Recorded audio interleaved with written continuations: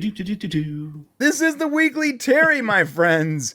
I'm here with Matt this week, and we are talking about Star Trek Picard, Season 3, and of course, Terry Matalis.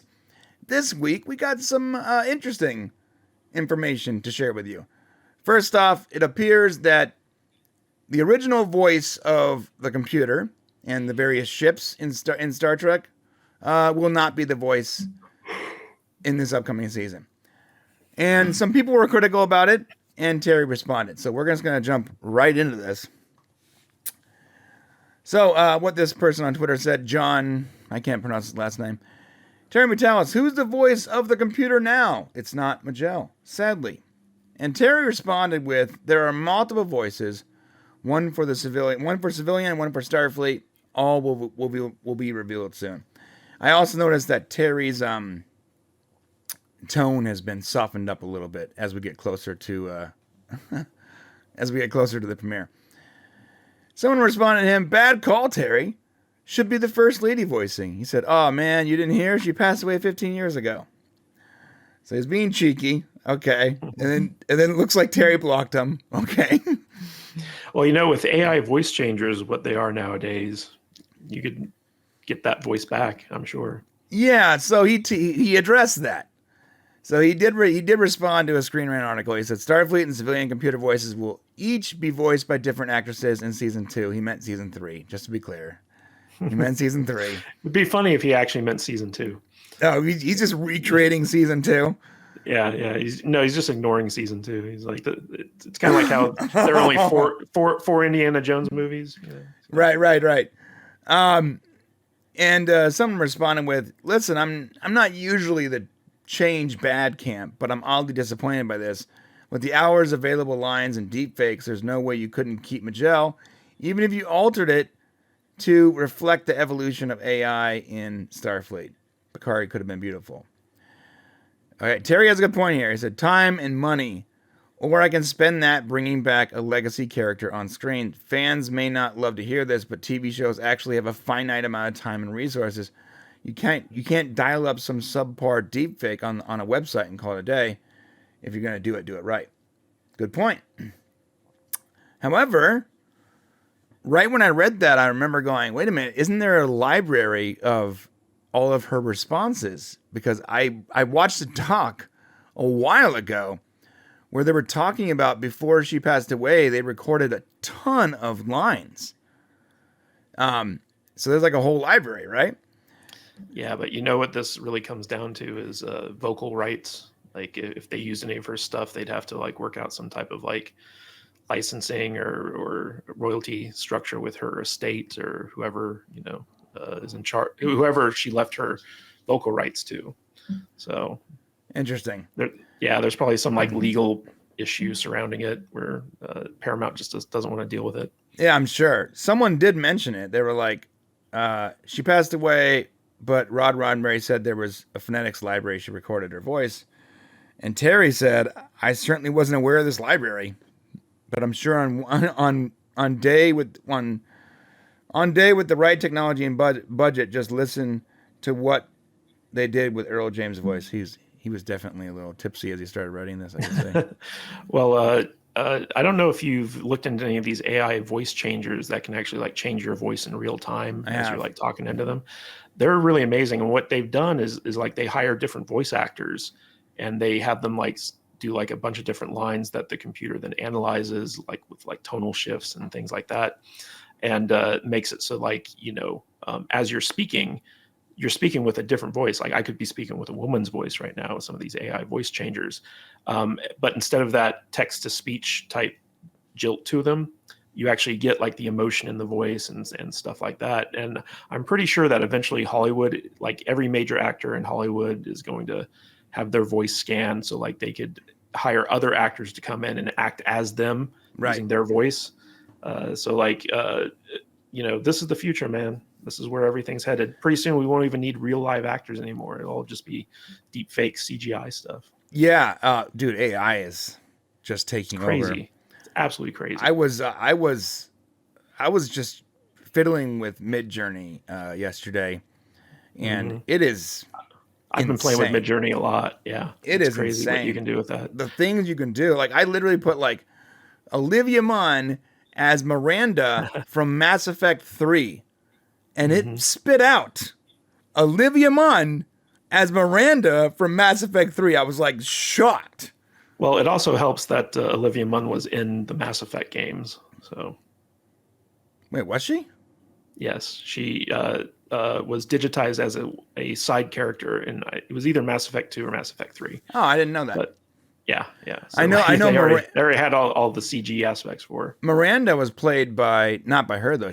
It was played by Yvonne. I can't. Yeah, Straczynski, Straczynski, I can't. Strahovski, Yeah, the same actress from like Chuck and Dexter. Yeah. and was it the Handmaid's Tale? Yeah, Handmaid's Tale, which I hated that show. I love the actress. Did not show. If you ever want to watch a show that makes you feel bad, just watch that show. Yeah. It was interesting though because I have hundreds of hours now of Shane's voice, and I'm like, can I train an AI to do Shane's voice and just save Shane a ton of time? I think you could basically train an AI to do anyone's voice if you have enough of their voice.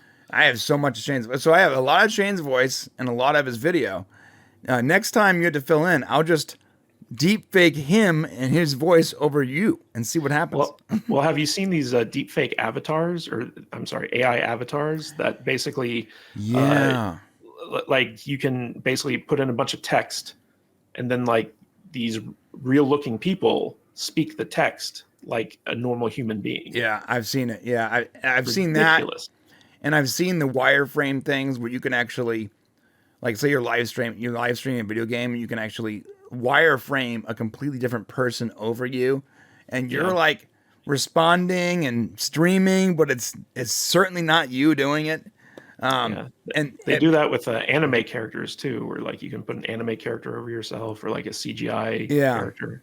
When I first saw that, I was like, okay, so the VTubers or the V streamers, I get that, though, you know. But then when I saw one where I didn't even know that it was a VTuber or a V streamer until like it glitched a little bit, and I'm like, holy crap, this person is deep faking a person over him or her. I don't even know. Yeah, I saw this new AI thing where basically like you could take a piece of Midjourney art, like let's say you create a character profile in Midjourney, you can then import it into this AI thing, and it'll move the mouth and make it look like the picture's talking. So it kind of auto animates it for you. Oh, wow. So like you could set an audio file to it, and it'll perfectly match the phonetics of what's being said as like a piece of art. It's like a talking. It's basically like auto animates, a character for you. That's wild. And it even like moves their head a little, makes it look more natural, like when they do it. I don't know if you've, because you're a video editor. Yeah. Have you seen some of these AI video editing tools that have been coming out? I have, yeah. So I actually got one recently that was able to analyze the video or the sound or whatever, and then like remove the silence and the uhs and the ohs and the different breathing. And I was like, this is going to save me hours of time, right? Because Shane has a wonderful voice, but he also has like certain things that I have to cut out a lot. And I tried using it for the first time, and it was an absolute disaster. Yeah. It cut out so much of it. It was like Shane looked like Max Headroom. He was like, so I don't know if it was me or what. I mean, I played with the settings a lot. I could not get it correct. But you can clearly see the technology is going that way.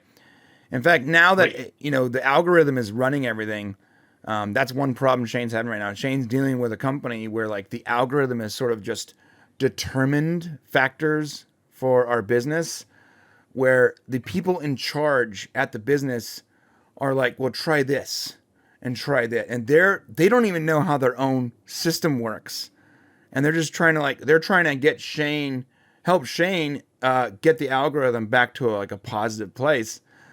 It's wild that, it's at what point do have the computers just sort of taken over, and we don't even know, because we're getting paid by a digital computer somewhere. Everything is happening digitally. Like, it's almost like I never put a lot of credit into that dead internet theory. But the more and more I look at how algorithms just sort of control everything, I'm like, well, maybe the dead internet theory is a little ludicrous, but there's a shadow of that might be true, and we just don't know it yet. And AI is going to get to the point where we can be having these conversations in 2 years, and it won't even be us. You know? It's wild. Save us a lot of time, wouldn't it? It would. Hey, John Burns Super Chat. Oh, crud. Looks like I got in the wrong channel. Not sure if you'll see the other 4 Super Chats I sent. My bad. Oh, my bad. Let me... I'll go... I wasn't logged into that channel either. I usually don't jump into the members channel until about halfway through. Let me go check it out. But yeah, that's about it for the weekly Terry. The interesting thing about what he was saying there is, I know people were like, oh, he's trying to defend himself. I don't think Terry's trying to defend himself. I think Terry's just trying to give people as much information as he can without spoiling it. And I think that he puts a lot of information out there, and some people don't understand that the show, that little spoiler I think they're getting that they're bothered about, like, there's context to it. It makes sense in the story, but he can't explain the story or he's going to ruin it for you. So when he talks about, you know, that line where Worf's like says he's a pacifist or whatever, that line is so out of context. It's great for the trailer. It doesn't mean Worf is all of a sudden a pacifist. Like, there's certain things. So he keeps sharing information.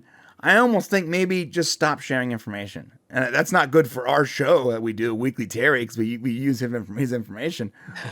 But the more he shares, the more people get annoyed because they're not understanding the context of what he's sharing. Like, people were complaining about the music or the way the Titan looked, and they just don't get it. Like, when they see it, they'll understand context. It's not, there's a reason for all of these wonderful things, whether you think they're wonderful or not.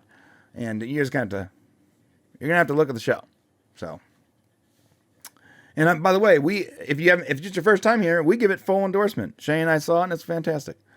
And we can't wait for you to see it. I have not seen it, and I'm still skeptical because 2 terrible, terrible seasons of Picard. It's, you know, it could be the greatest season of TV ever, season 3, but going into it, they've squandered a lot of goodwill from the fan base, I think. No, and I totally get that. Totally understand that. But I also agreed that season 1 was a travesty. And while I had hope for season 2, we were reviewing it every week. You saw me. As were we. Yeah, I was with you guys. Yeah. Yeah. In real time, I was blackpilled by season 2. You started off, oh, no, this is right. good. And then by the end, you were just like, kill me now. You can go back and watch, and you can just take pieces of my conversation and watch my face go from this to that real quick. But you know what's funny is so the first 2 episodes of Picard season 1 were like pretty good, and the first 2 episodes of Picard season 2 were pretty good, and so like those initial 2 episodes of each season gave us like a lot of false hope, and then as the season went on, it was just like and so like. Even if season 3 is good and the first 2 episodes are good, people are going to be like, I'm not being fooled. Right. You know, like the first 2 episodes of the previous seasons were good too. And that's someone asked on Twitter, like, oh, well, you've only seen the first couple of episodes though. We had that. We were fooled by the first couple of episodes the first time. I'm like, no, I saw the whole thing. It's great. In fact, while the first episode, in my opinion, is going to grab you like immediately, you know, the second episode drags a little bit because it's sort of setting up what's to come. And you're just going to have to see it. You have to see it. And I don't know what to tell you, but it was great. I really enjoyed it. And I'm not saying it's the best episode, the series on TV ever. I'm saying that it's probably, if I had to compare it to a TV show, I would compare it to like, as far as like success and what it adds to the franchise, like Better Call Saul or something like that. Like it makes previous Star Trek better. Do you know, is Terry going to be doing anything else in the Star Trek universe after season 3? I mean, I hope so, but I hope so. But I guess we'll talk about this more when we get to the Scott Bakula segment. Yeah, when we get to the member, look, here's the deal. I can't share more than that here. But I can tell you this, if you're a member, I will share more about that information in the member section. That's it for Weekly Terry. Listen, hit the subscribe button away in the comment section. Let us know what you guys think about Picard Season 3.